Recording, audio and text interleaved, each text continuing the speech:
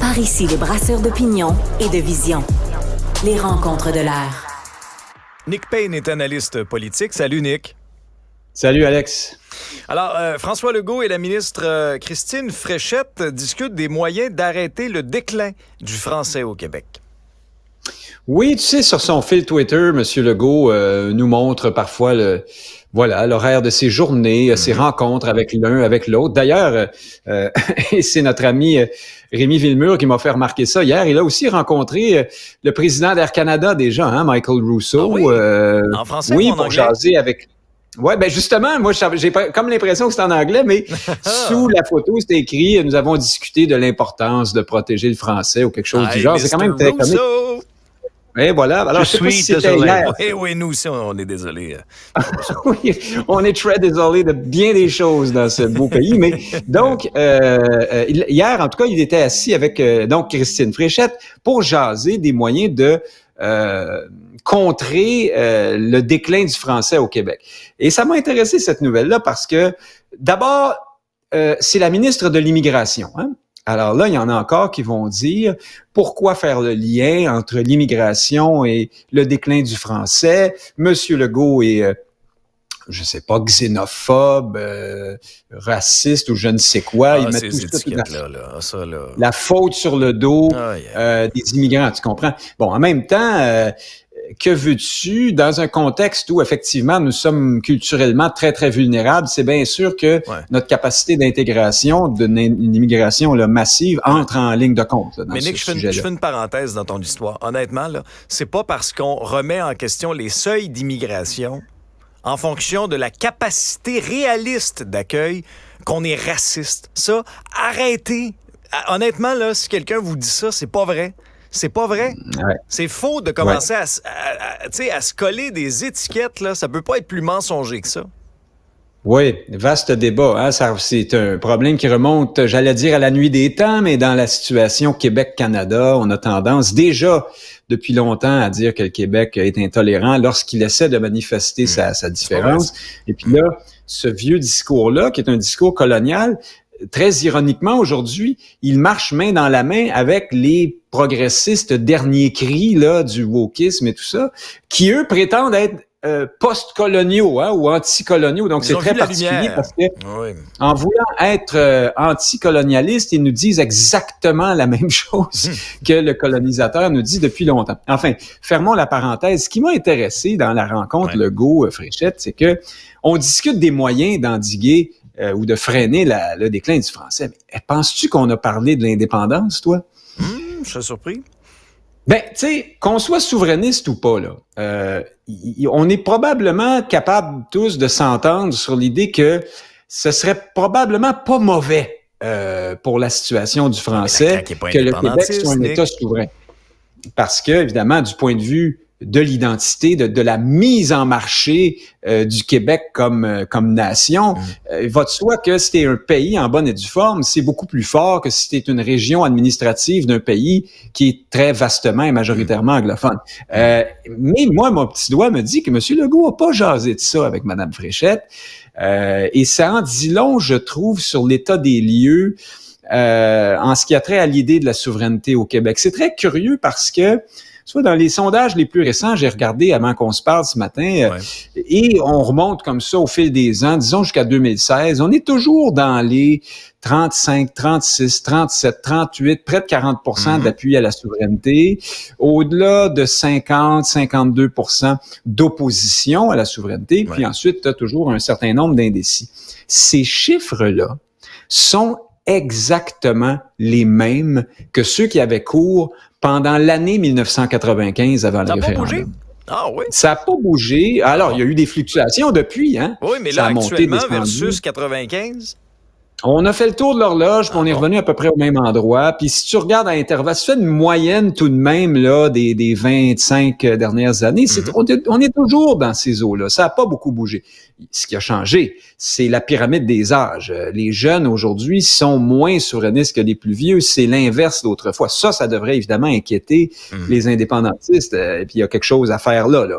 Il faut se poser des questions. Maintenant, il reste que l'appui, à ce jour, est toujours assez solide Et c'est pas rien une option politique d'envergure comme celle-là. Là, ça, c'est pas une question d'avis sur la couleur de la margarine ou sur les chevreuils à Longueuil ou je sais pas quoi. C'est un projet fondamental qui impliquerait de vastes changements constitutionnels au minimum. Et tu as 40%, grosso modo, on va dire 35-38% de la population qui est en faveur de ça. Ce n'est pas rien. Et pourtant, c'est une sorte de sujet tabou.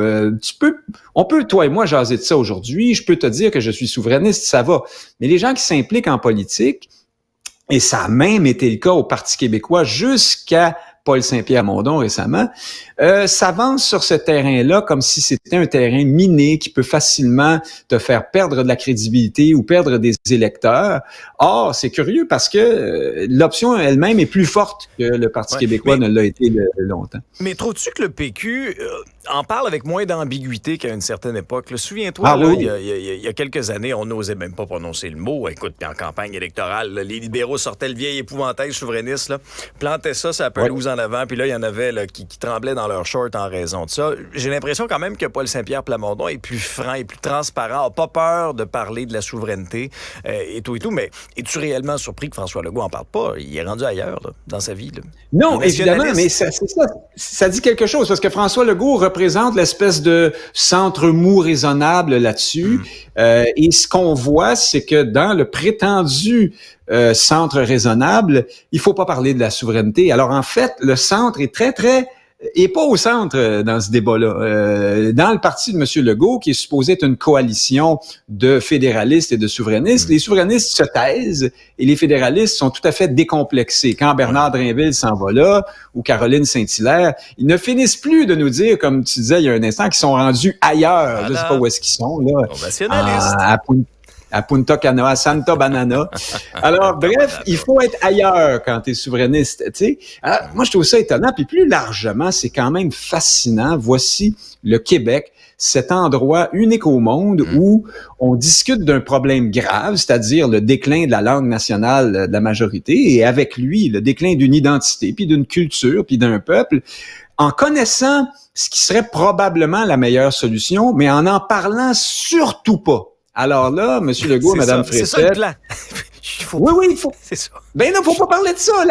La meilleure solution, à mon sens, bon, tu sais que je suis souverainiste. Moi, je pense que c'est la seule. Je pense que les lois provinciales ont de très solides limites. Et puis, on le voit, là, après des décennies de la loi 101, ben, le français décline.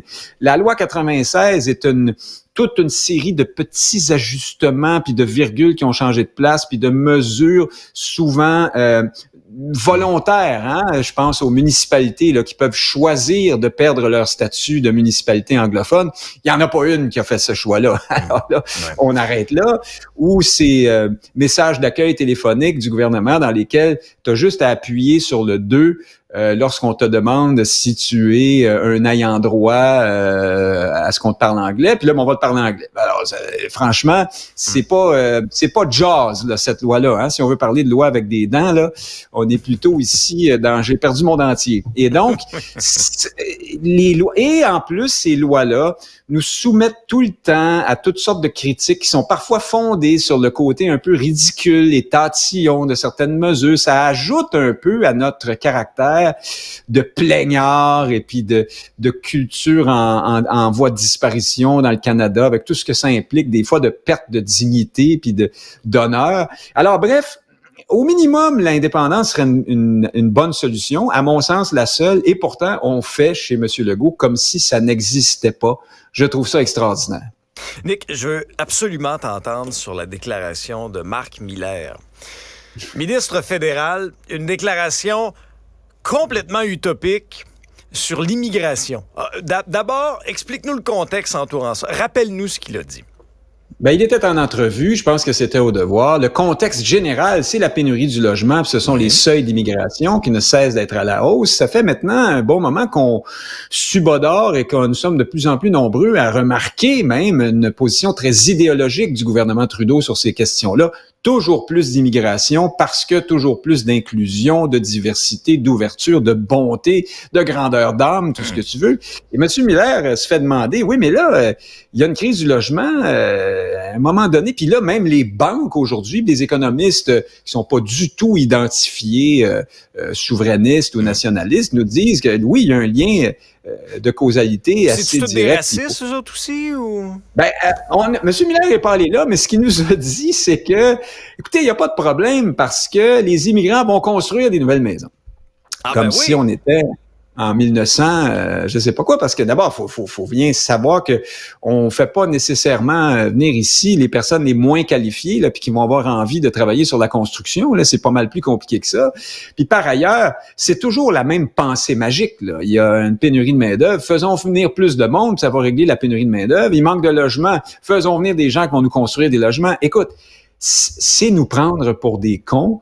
Ou alors, c'est être totalement aveuglé par l'idéologie. Et ici, moi, je pense que c'est cette option-là qui domine, ou peut-être un heureux mélange des deux. Là. Les libéraux ne peuvent pas, aux affaires comme ils sont, ne pas savoir et ne pas voir les chiffres comme tout le monde. Mais en tout cas, l'idéologie prend le pas. Elle prend le dessus et elle est liée, à mon sens, je l'ai déjà dit à ton micro, à une politique de population qui ne se nomme pas. Le Canada a des objectifs démographiques très précis pour des raisons qui sont sans doute identifiables et identifiées, mais qu'on ne connaît pas. Et on ne s'ouvre pas de cette chose. On ne parle pas de ça. On nous vend ça comme étant l'ouverture, la bonté, et l'inclusion, mais on ne sait pas exactement pourquoi le Canada veut ça. Puis, je termine là-dessus, on voit bien que dans le cas du Québec, ça pose problème. Et dans l'histoire du Canada, il y a eu des vagues d'immigration fortes qui ont beaucoup contribué à marginaliser les francophones. Au Manitoba, c'est spectaculaire. En quelques décennies, ils ont renversé le rapport de force. Au Québec, l'histoire est plus complexe, mais il y a actuellement de ça là aussi. Il y a une forme. René Lévesque disait la noyade. Hein? Aujourd'hui, tu parlais tout à l'heure des épithètes qu'on se fait accoler là, qui sont souvent terribles. Ben, il se ferait dire toutes sortes de choses pas fines. Hein? René Lévesque, s'il disait ça, il y a de ça. Bon, on pourrait réfléchir à ça, mais M. Miller, lui, est dans la pensée magique. Mais moi, j'invite M. Miller à aller se promener là, dans les rues de Toronto. Vous allez voir, les gens qu'on accueille sont loin de se construire une maison. Au contraire, ils n'en ont pas. Ils sont laissés à eux-mêmes et ils sont dans la rue. Et c'est indigne d'accueillir les migrants de cette façon-là, les gens qu'on accueille de cette façon-là, c'est indigne. Et se poser des questions sur la capacité d'accueil, avoir les infrastructures, c'est pas raciste. Au contraire, c'est d'offrir de la dignité, de bien accueillir l'autre. De donner une chance à l'autre pour ce nouveau départ. Certains sont persécutés, fuient le danger, arrivent ici, puis on les laisse dans la rue de Toronto. C'est inacceptable. Il faut dénoncer ça. Alors, peut-être que M. Miller devrait enlever ses belles lunettes roses, là. Ouais, ben c'est ça. Et aussi, c'est quand tu vas sur le terrain de l'identité puis de la culture que tu es encore plus susceptible de te faire dire que tu es nationaliste, ethnique et xénophobe et tout ça. Mais déjà, tu as raison, le simple fait de soulever des questions sur la capacité d'intégration la plus technique là, et immédiate, là, c'est-à-dire est-ce qu'on peut les loger quelque part quand ils vont arriver? Même ça peut te valoir des accusations graves. On en parle maintenant là ici, toi et moi à Cube, de façon assez libre, mais il y a plusieurs grands médias encore où c'est très, très délicat d'aller sur ces terrains-là. Je ne pense pas du tout à Radio-Canada en disant ça. Même là, maintenant, ça commence à changer parce que qu'est-ce que tu veux? Il faut bien que le discours des experts perce, mais c'est un sujet très délicat qui est envenimé par le rapport Québec-Canada, évidemment. Ouais. Mais, tu sais, en bout de ligne, ce qu'il ne faut pas oublier, là, c'est la dignité et le bien-être des gens qu'on accueille. C'est important de garder ça en tête. Oui, voilà. Puis je complète, je vais là où toi tu vas pas en disant, moi je me préoccupe aussi de la pérennité d'une culture puis d'une identité au Québec. Puis ça fait partie des considérations. Ben oui, mais c'est... On est tous Québécois, puis ensemble, on fait le tissu social et c'est la beauté de la chose, mais il faut offrir de la dignité aux gens. Merci beaucoup, Nick. Avec plaisir. Merci à toi. Salut.